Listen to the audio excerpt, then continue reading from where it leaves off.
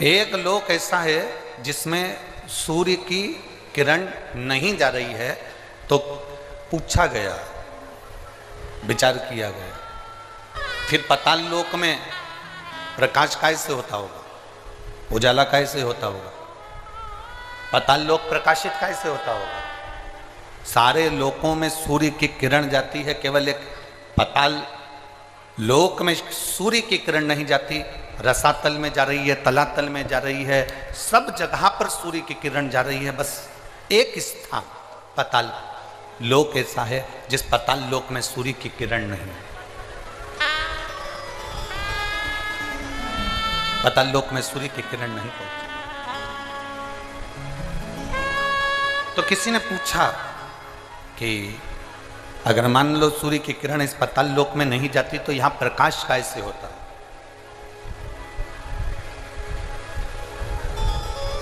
यहां इतना प्रकाश कैसे होता है।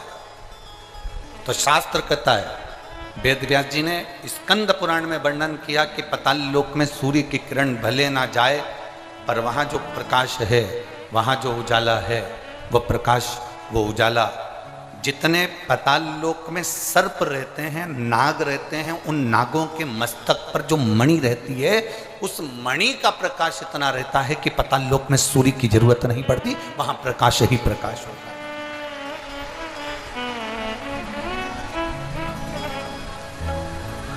वहां प्रकाश ही प्रकाश होता है। अब आप भी थोड़ा सा स्मरण करिएगा, आप भी अपने ध्यान लगाइएगा कि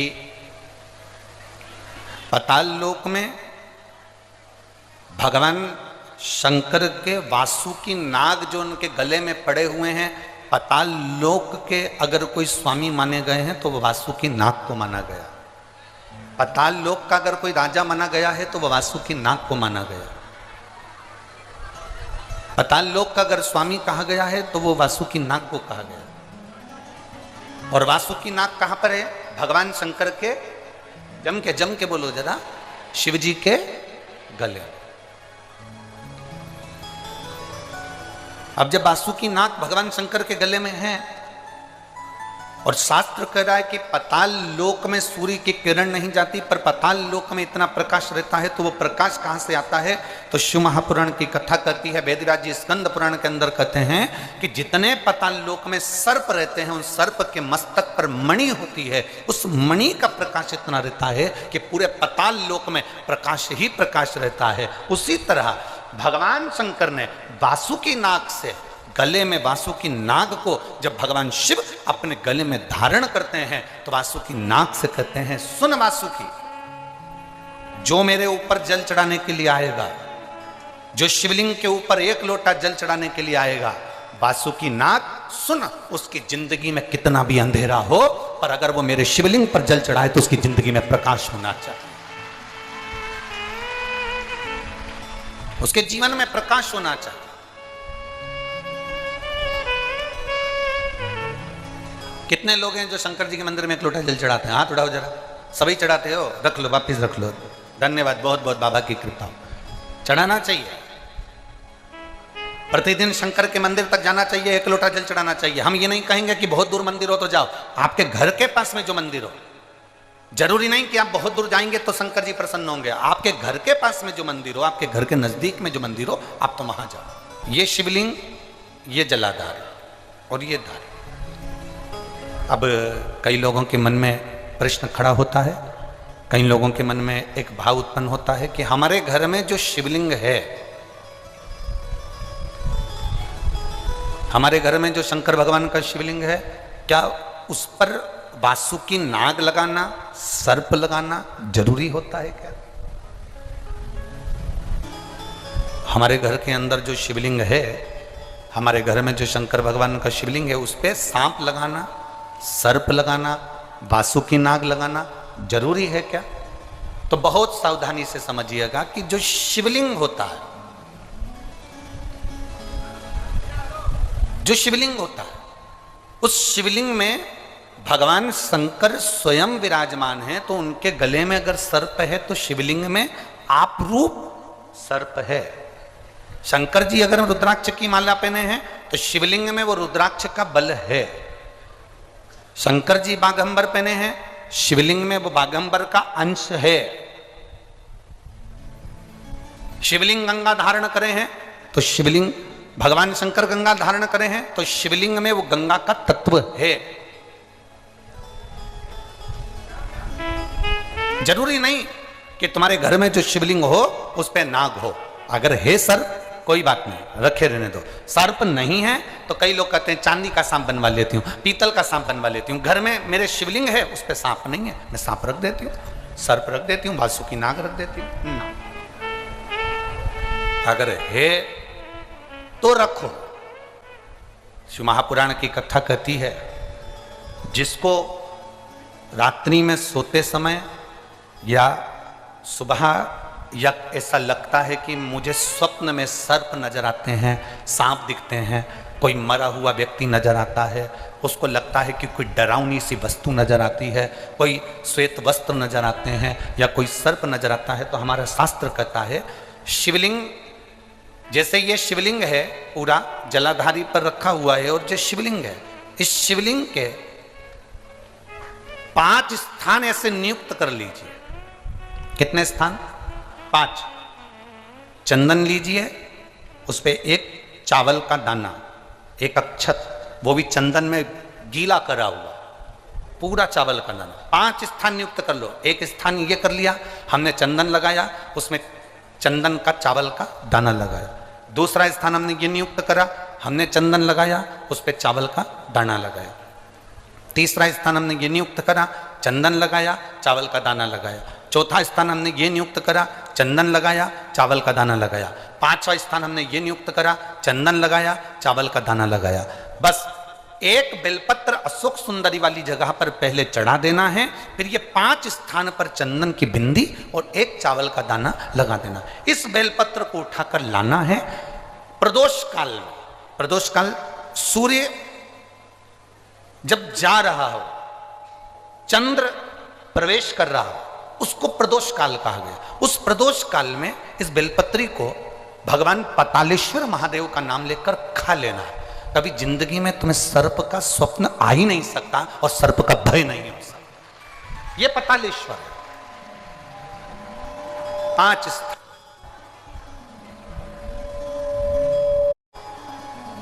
समझ में आया है ना? 5 स्थान यदि हम नियुक्त करते हैं और 5 स्थान नियुक्त कर कर हम चंदन की बिंदी रखकर एक चंदन में भिड़ा हुआ चावल, चंदन में गीला किया हुआ चावल का एक दाना 5 स्थान पर यदि हम लगाकर एक बेलपत्र पहले समर्पित कर कर उसको लगाकर फिर हम उस बेलपत्र का प्रदोष काल के समय पर भगवान पतालेश्वर का स्मरण कर कर उसको पा लेते हैं तो हमें फिर स्वप्न में सर्प का भय नहीं रहता, हमें स्वप्न में सर्प दिखाई नहीं देता। मुझे विश्वास है आप सूर्य को अर्घ देना प्रारंभ करिए।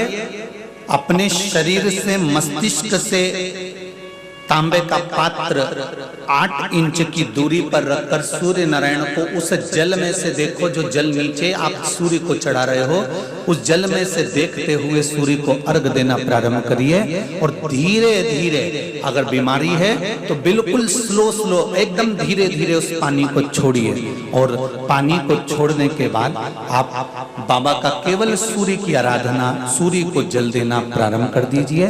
15 से 20 दिन कर कर देखो, धीरे धीरे शुगर और बीपी लेवल में आना प्रारंभ हो जाएगी। अर्घ तो दो, 15 दिन, 20 दिन, 1 महीना, 2 महीना, तुम्हें लगे किसी और वाला हमारा झूठ बोल रहा है, मत, तुम्हारे हाथ में ही तो लोटा है पानी का।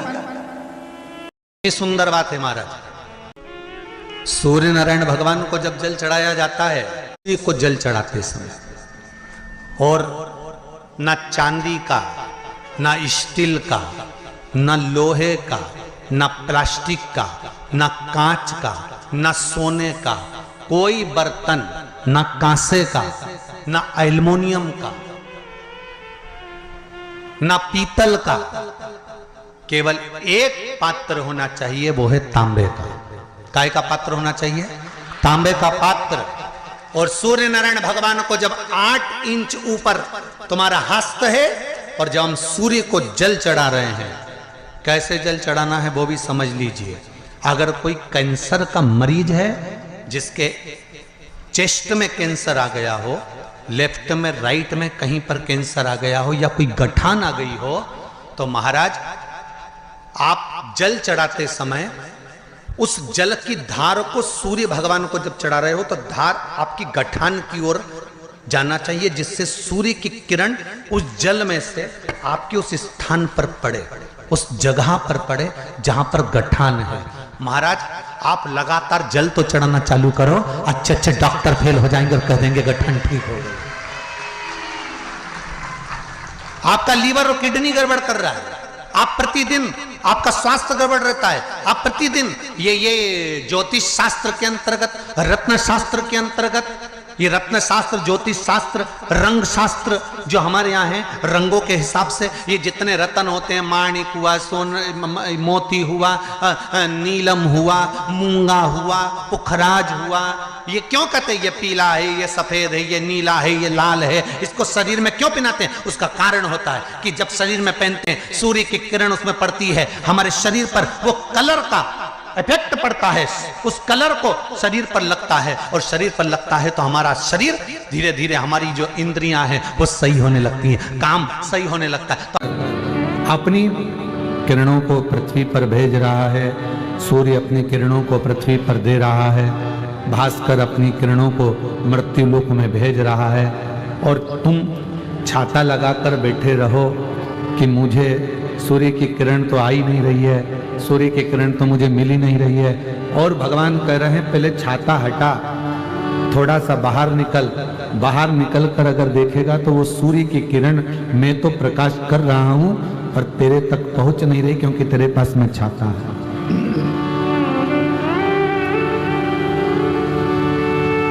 वो सूर्य की किरण आपके पास आ सकती है अगर आप ये अहंकार के छाते को थोड़ा दूर करो। सूर्य की किरण आ सकती है यदि आप अपने भीतर के संशय के छाते को, जो हमारे भीतर अविश्वास है, हमारे भीतर जब विश्वास नहीं होता तो वह अविश्वास अंदर प्रकट होता चलेगा। इन अविश्वास को, अहंकार के छाते को थोड़ा दूर करो। जब यह अहंकार का छाता, अविश्वास का छाता दूर होगा और तू जैसे ही बाहर निकलेगा वैसे ही जब तू शिव की शरण में जाएगा तो भगवान देव अधिदेव महादेव की किरण तुझ पर पड़ेगी और तेरा उद्धार अपने आप अपने आप। आज व्यक्ति छोटा और बड़ा गिनने में लगा हुआ है। आज बहनें भी आपस में गिनती हैं तो ये गिनती हैं कि हमारी वो बड़ी जीजी के यहाँ इतना पैसा है तो छोटी के यहाँ इतना पैसा है।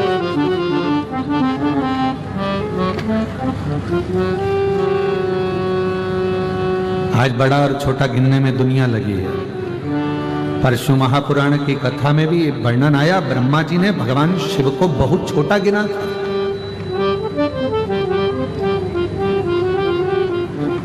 ब्रह्मदेव ने कह दिया था कि यह पूरी सृष्टि का रचना करता मैं हूँ, इस सृष्टि का संहार करता मैं हूँ, सृष्टि को चलाने वाला मैं हूँ, सृष्टि का भोजन देने वाला मैं हूँ, सृष्टि को रखने वाला मैं हूँ, सृष्टि को संचारित करने वाला मैं हूँ। ये ब्रह्मा जी ने भगवान विष्णु के सामने, भगवान नारायण के सामने शिव जी को बहुत छोटा बता दिया, बहुत।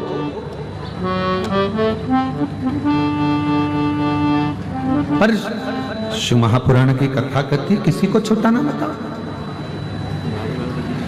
किसी को छोटा ना समझिए। तुम्हारे यहां पर बर्तन मांजने के लिए कोई बर्तन वाली माँ आ रही है,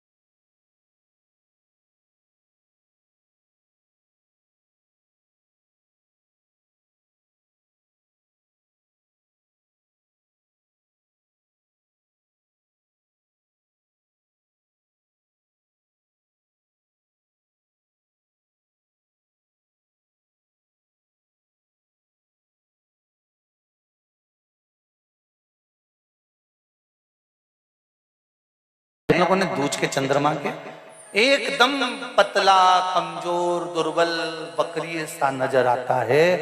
तब चंद्रदेव को देखा भगवान शंकर ने और लगा कि अब इसके प्राण रहने वाले नहीं।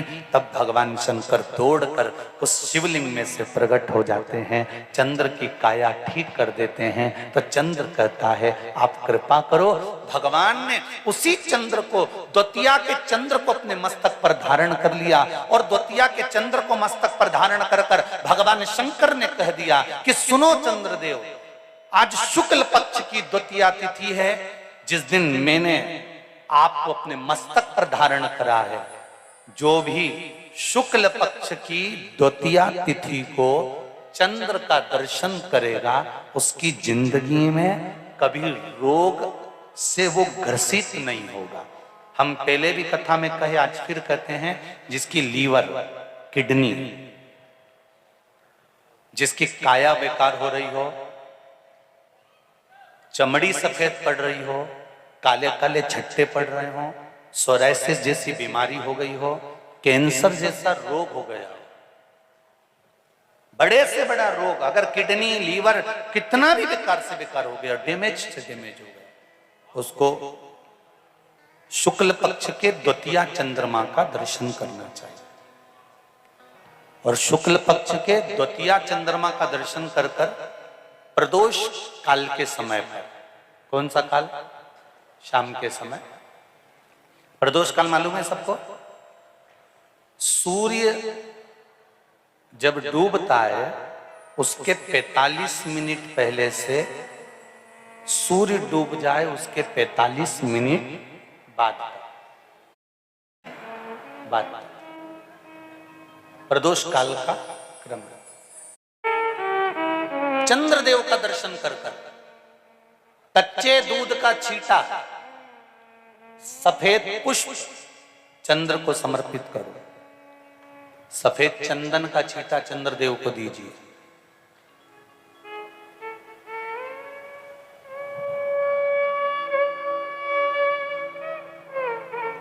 और चंद्रदेव को छींटा देने के बाद जो दूध है उसका छींटा अपने तन पर लीजिए, सफेद चंदन थोड़ा सा अपने शरीर पर लगा लीजिए। कितना भी विषम से विषम रोग हो, कितना भी किडनी, लीवर, चाहे कैंसर जैसा रोग हो, मेरा चंद्र शुक्ल पक्ष के द्वितीया के चंद्र में शंकर भगवान स्वयं विराजमान होकर अपने भक्त को रोग से मुक्त करते हैं। द्वितीया का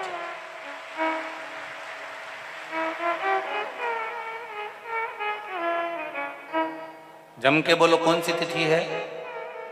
शुक्ल पक्ष के द्वितीया तिथि का चंद्र का दर्शन व्यक्ति को जीवन का सुख देता है। जिसके आंखों में तकलीफ हो, श्रवण शक्ति में तकलीफ हो, बोलने में, मुख में तकलीफ उत्पन्न होती हो, भारी से भारी रोग,